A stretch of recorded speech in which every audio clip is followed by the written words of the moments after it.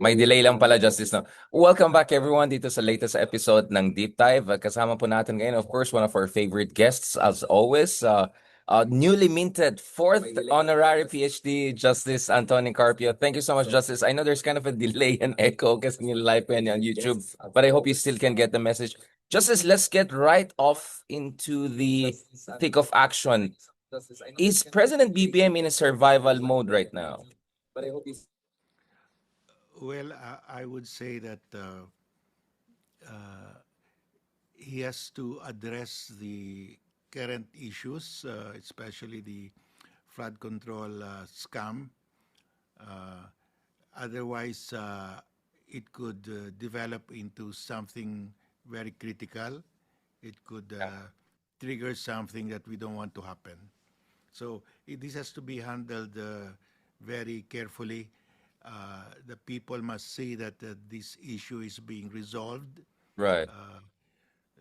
that there is a light at the end of the tunnel. Otherwise, people will gravitate towards unconstitutional actions. So very, very important that this be addressed properly. So speaking of that, Justice, what do you think about the INC cutting short their 3-day peace rally? What do you think happened there in particular? Because if you're listening to IMEE Marcos and other people in that specific camp, it looks like they wanted a change in the presidency, resignation of Marcos altogether, but it looks like the INC was not on board and they were singing to a different tune, more about accountability, more about just encouraging the president to go stronger on fighting corruption. What do you think happened there? Nagkaroon ba ng open split on the way forward? Because without Yes, INC, I'm not seeing how the DDS can destabilize this yes. administration. I think surprisingly, INC made it clear that they are not demanding for the resignation. So there was this splinter group that held another rally in EDSA, and I don't know how it ended that way, but it was a good thing that the INC announced that they're not asking for their resignation, unlike the other group that clearly demanded for the resignation.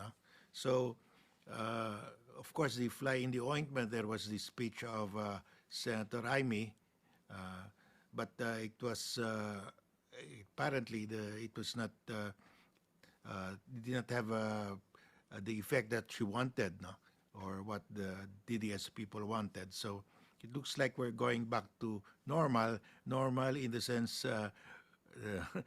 To the bad normal. just before the situation before the rally of the INC. No? That would be the We normal. went from bad normal to crazy normal. Justice, alam ko kababayan natin itong mga to. Honestly, Justice, without being Marites or Ronald Llamas about this, what do you think about this IME thing? Do you think she's just desperate? This is drama. Meron pang conspiracy theory na baka she's just playing good cop, bad cop. Para just in case Duterte's take over, there's still a Marcos in the game plan. What do you think is happening here, Justice? Why would IME do this and trigger such a feisty response? Sabi nga ni Sandro, why would my tita like go so baba and isang tunay na kapatid won't do that? What is Sandra trying to say there, Justice? Well, I think she wanted popular pressure on the president to at least take a leave of absence, and of course, if the president takes a leave of absence, it's Sarah who will take over. Basically, Aimee wanted BBM to take a leave. That's a soft way of saying you resign, because of course Sarah will take over. No, and it takes, assuming that she is correct, it takes a long time to undergo a rehab. No, we're just less than 3 years away. So I think it was a desperate move. I mean, she fired her worst shot. That was, I think, you cannot go worse than you cannot go worse than that. Justice, I don't know. I never thought this day will arrive, but for the very first time, I agree with Harry Roque. I don't know if you saw what Harry Roque said. Sabi ni Harry Roque, alam mo pala bangag yung kapatid mo, bakit mo ginawa yung unit team? Bakit ba sinupport yung unit team? Di ba parang may point si Harry? If I'm saying Yeah, matagal na drug addict to, bakit siya nag-orchestrate ng unit team?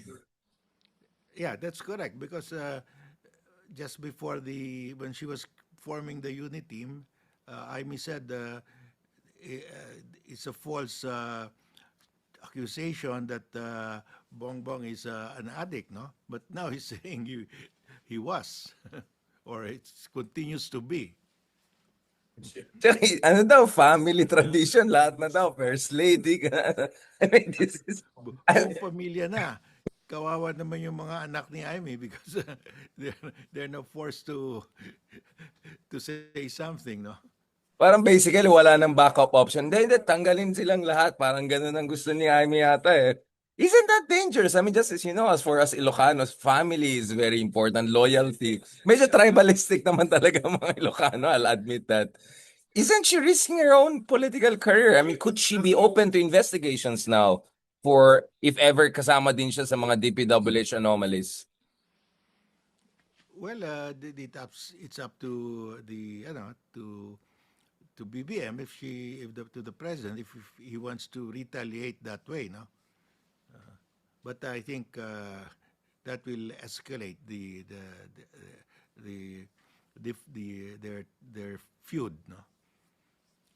I mean, it's not a feud na. It's like a one-way binubuli lang siya ng kapatid niya, Justice. Hindi siya feud eh. Parang, I don't know if what Marcos is trying to do there. But what do you think about Justice President Marcos' statement the other day na basically no one is above the law and walang sinasantong ICI? He mentioned that hindi lang si Zaldico, but potentially even his first cousin, very close ally, former Speaker of the House, Martin Romualdez, could also face charges by the ICI. Well, Why would he say that?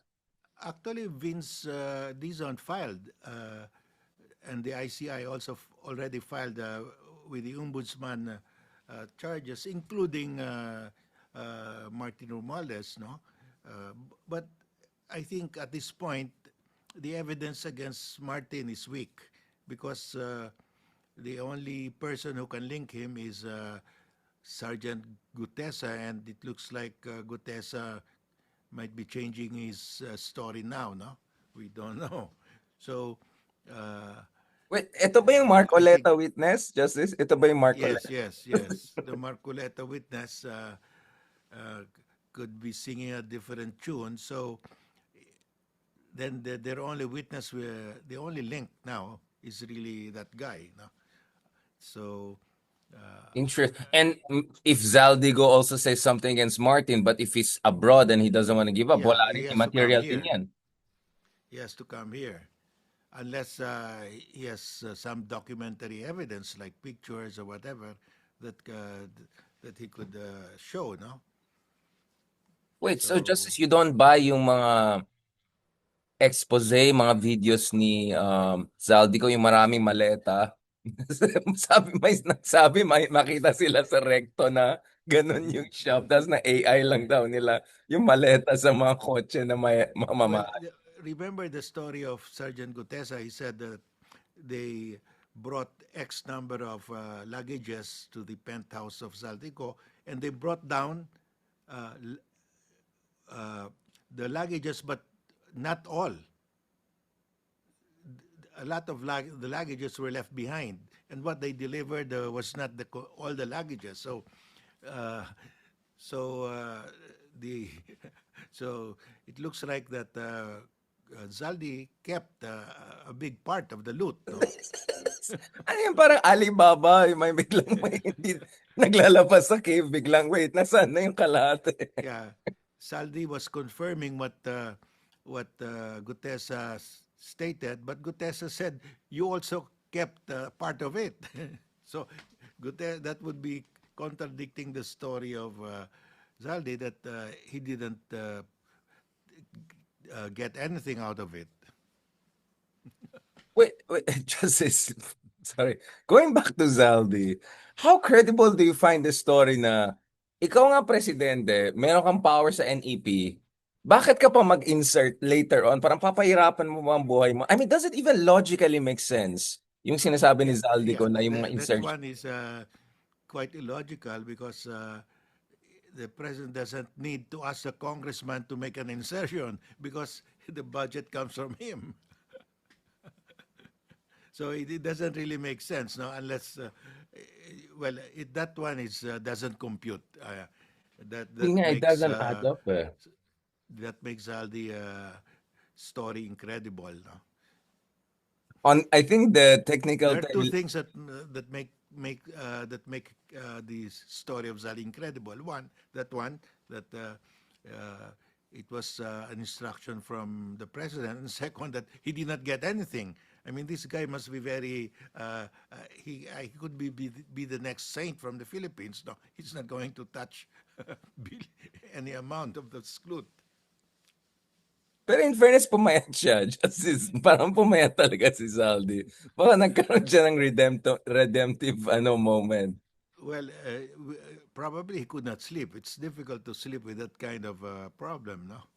I mean, right now there's already a warrant of arrest, so the Interpol will be asked to enforce that already. His passport will be cancelled now, so the world will be closing. His world will be getting smaller. He cannot go to countries where we have extradition treaties. So he has to look for maybe Morocco will be his next stop. Wait, wait, Justice. So yung pusta ko na sinong una uwi, si Zaldi or Harry, it looks like Harry has a greater chance of holding out, no? And Harry looks healthy. Nag-humumba siya, nagvo-vlog siya. I mean, he has people who take care of it. Mas delikado Well, si Zaldi yeah. ngayon.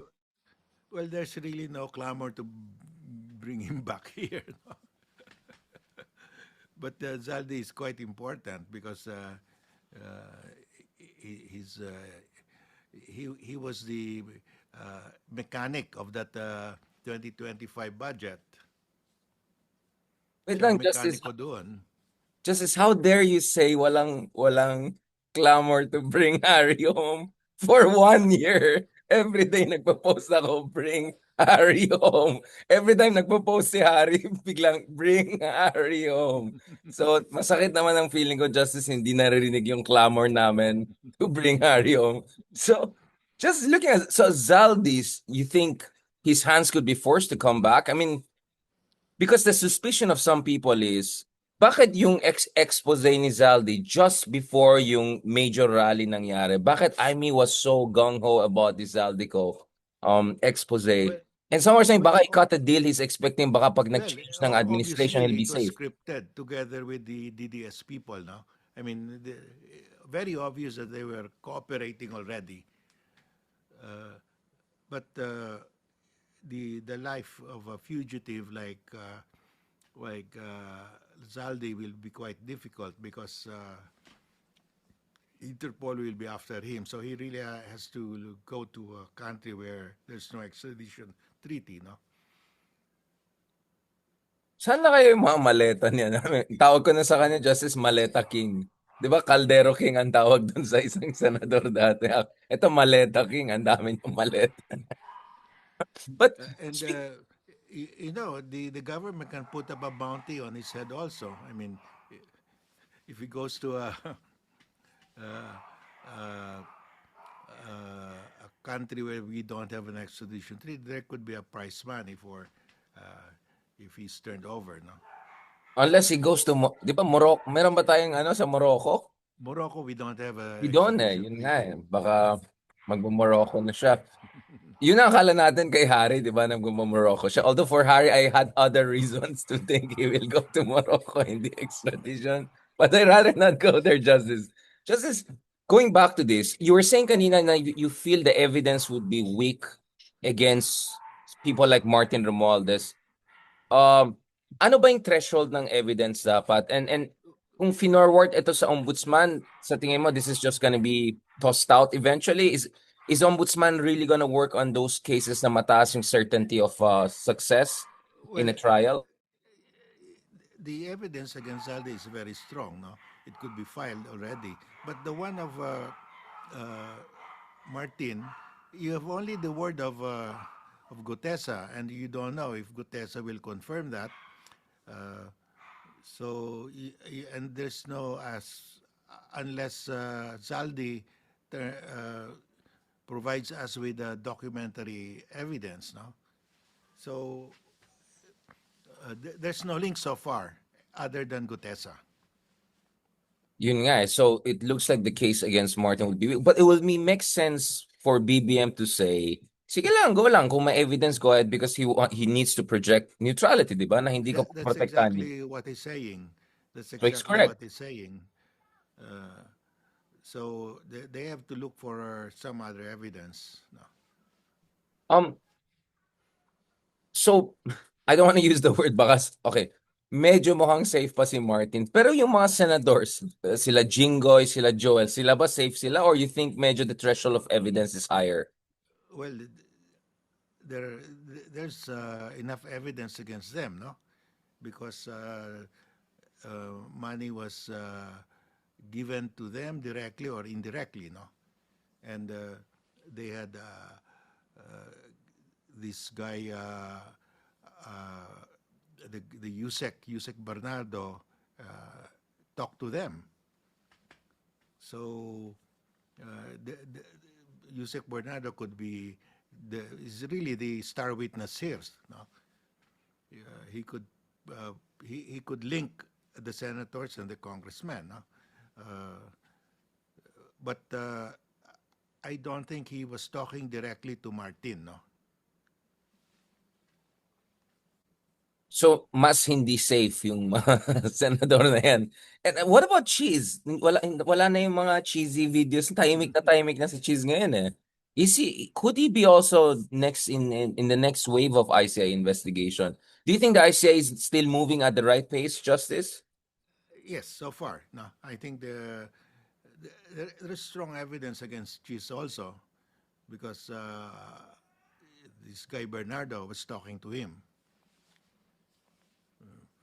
And So what about the Discayas, Justice? Do we have an update? Kasi binebenta na yung mga kotse nila eh. Parang parang nakakainis pa na yung mga kotse nila. Ang gaganda talaga eh. So nag-raise tayo ng how many? 6 billion pesos na dun sa mga ill-gotten wealth na binebenta. But are we looking at a more serious way of holding accountable sila Discaya? Baka ano rin sila, innocent lang sila, di ba? Like Zaldico. Like, well, unfortunately for the Vizcayas, they're the most guilty here. So they cannot be state witnesses. So they just have to fight it out. But there's just too much evidence against them. No, they're linked. The Bryce Hernandez, this guy Bernardo can link them easily. isn't it interesting, Justice, na Mark Oleta is so talagang he's very meticulous and all, getting the most credible witness possible to pin down a powerful person like Martin Romualdez. But he has been pushing na gawin state witness ang mga Diskaya because they're supposedly not big fish enough. I'm just having a hard time figuring that out. I mean, he thinks he's a legal luminary. Ano kayang legal analysis niya doon, Justice, na Discayas deserve to be state witness, but we have to get this witness so that Martin Romualdez will be exposed? Well, first of all, the requirement of DOJ is you have to return, surrender, or the bulk or almost all, no, of the known what you've taken, and it looks like they're not about to do that, and they will have to tell the entire story, and they would have to implicate. They have to pinpoint so many.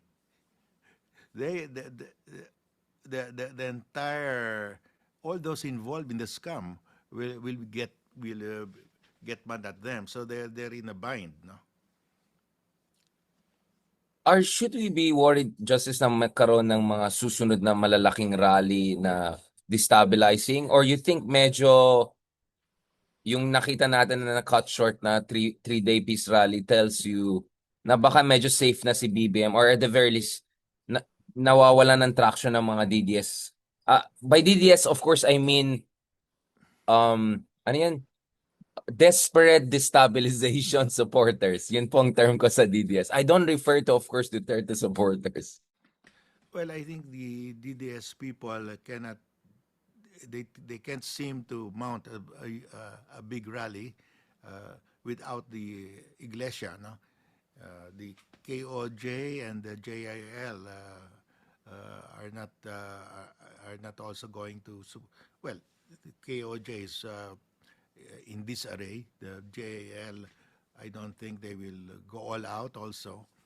So they're on their own now, and they don't have the warm bodies. And I think I don't expect any big rally against BBM from their side now, the DDS, because the Iglesias made a stand. They are not for demanding the resignation. So the next big rally will be the rally of Progressives. the no the rally of the moderates, no, Yeah, uh, moderate progressives. yeah, the church-led group, the the Akbayan, the clergy, and so on. No? So, well, you don't expect any violence from them unless they are infiltrated. The only danger is infiltration, but I think that can be minimized. Speaking of infiltration, ano yung sinasabi ng AFP na baka may foreign financing na involved, Justice? How serious is this? Well, it's difficult to prove that, but you just have to assume that you have to look for that, no? Just in case there is. But we really cannot, at our level, we don't know the evidence on this. Does it logically make sense, or hindi kaya delikado yung ganyan rhetoric na baka besmirch yung legitimate protests? Shouldn't we worry if the armed forces Well, accuse hindi people naman. protesting for good governance of being foreign finance? That No, sounds like a troubling rhetoric to me, if ever it's not based in actual well, evidence. we are aware of that, that there could be infiltrators, but that's given. No? We will just have to watch out for that, prepare for that. But it will not deter us, no? Deter the church-led group, no? Justice, I know it was a very long day, no? At medyo late din tayo nag-start, and of course you had your fourth PhD, honorary PhD. So pag nasa Germany ka, tawag sa'yo, doctor, doctor, doctor, doctor, justice, like lahat na lang, and then X bigla. Siguro, doctor, I am sick. Exactly. Ang daming di ba, Justice? Kaya magpahinga ka rin, Justice. I don't want to get you tired. Last part lang, Justice, I want to ask about this. You were you have been consistently pushing for a more comprehensive reform. Kasi ngayon lahat galit sa corruption. Of course, namatay ang tao dahil sa mga palpak na flood control, daming kalokohan nangyari, heads have to roll, people have to go to jail who have been responsible for this corruption. But just as how important it is for us to go beyond just attacking corruption and look at more comprehensive reforms, structural reforms. Yeah, well, because we have to prevent this from happening again. So that's why, for example, the unprogrammed funds, that should be taken out already. We don't need the unprogrammed funds, and we have to, like for example, in the how do we stop these ghost projects? No, so my recommendation is that because the contractor will present performance bonds to guarantee that they will complete the project at per the specifications of the contract. But there are a lot of fly-by-night insurance companies, and some will just issue a bond, but they cannot really back it up. Or I'm hearing now that the bonding companies will say now with respect to their bonds that they issued for these flood control projects that turn out to be ghost projects or substandard projects. They are saying that the agent who signed it was unauthorized. It was fake. So they are not going to disown the bonds that they issued. So my suggestion is only the bond of GSIS should be accepted, because that the Okay. GSS Right. will never disown it if they issue one, and secondly, GSIS will require a hard collateral Oo, for the hard issuance of the collateral. bond. Oh. Mas I mean, they're not after stringent. the Oh. 3% or 4% or whatever is the premium, but they will require a hard collateral. In other words, the house and lot of the mansion of the contractor will be will be the security, and if you're the contractor, you will complete the project. Otherwise, you lose your mansion. No, so and also, I think we should. That's one. That's very important because that will prevent these ghost projects. Second, uh, the uh, the award of the contract should not be based on the lowest bidder. It should be based only on the length of guarantee. How long do they warrant that the work is will not collapse, the building will not collapse, the road uh, Para may will not quality check. be washed away by the first rain. So they would say, okay, the contractor will say, I guarantee 10 years. The others will guarantee only 5 years. So the one who made a guarantee of 10 years will have more points, no? So, because right now, after they finish the road, nobody cares what happens now. Nobody's so every contract should have a warranty on how long the contractor will warrant that it will not collapse, or there will be no cracks in the on the road. No, so there should be a government guarantee. The bond should be issued by the GSIS, and second, there should be uh, a warranty on the length, how long you give your warranty. There should be a basis for the award. So, na-relax masyado yan kaya naging parang hit and run ang nangyari, di ba? Parang kung sino-sino kumukuha ng insurance, kung sino-sino kumukuha ng projects, basta they bid to the lowest, they make shoddy projects, and Yeah, then they just go slash and yeah. burn. Richard, if the government will collect on these performance bonds, those insurance companies will collapse. So I'm told now that they will disown the insurance, the bonds. So I think we have to look into that. Absolutely. So that's on the parang procurement project approval side, but also importantly, just as you're saying, dapat tignan din natin yung ugat ng problema, which is dynasties controlling our elected offices. Therefore, they can do this kind of mumbo jumbo budgets Yeah, and that's insertions. the other thing. Of course, we all want the anti-political dynasty law to be passed. That's the number one. That's the core. No, that's the core of the problem that we have to resolve. And the present Speaker of the House said that he will sponsor it. So let's see. No, And the if Supreme they will Court, is the deliver. Supreme Court also helping out with this situation, creating Well, new we don't courts to have expedite? the decision yet. We're waiting for the decision. So, uh, but we are prepared to do a people's initiative on this if we don't see any movement from Congress or the Supreme Court. And lastly, Justice, aside from your 4 honorary PhD being a bar top notcher, your background is also in economics, right? You're undergraduate.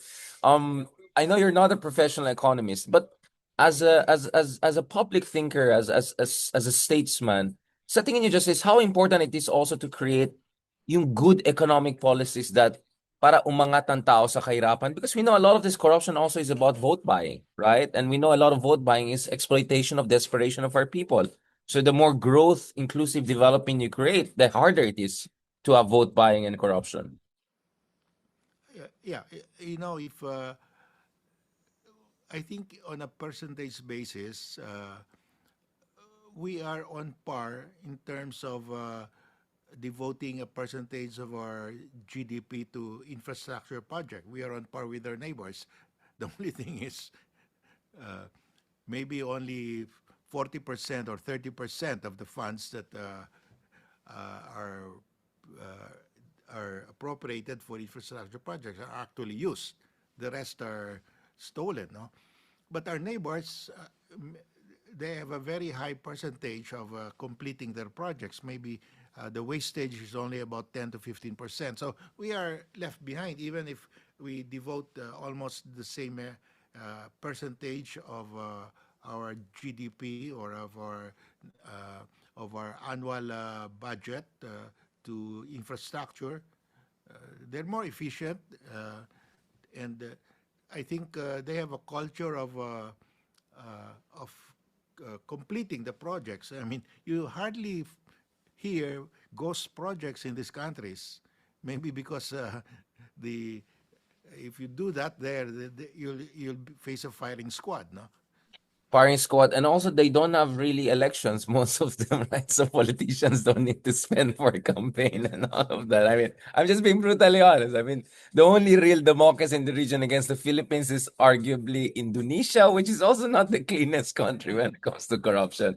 On that note, thank you very much, Justice. I think that just means na mag-usap tayo ulit soon, hopefully, and looking forward also to our event. Again, shout out by December 17 sa Manila House with Ronald Llamasay, Justice. No? Siya na lang marites, tapos tayong professional. Okay.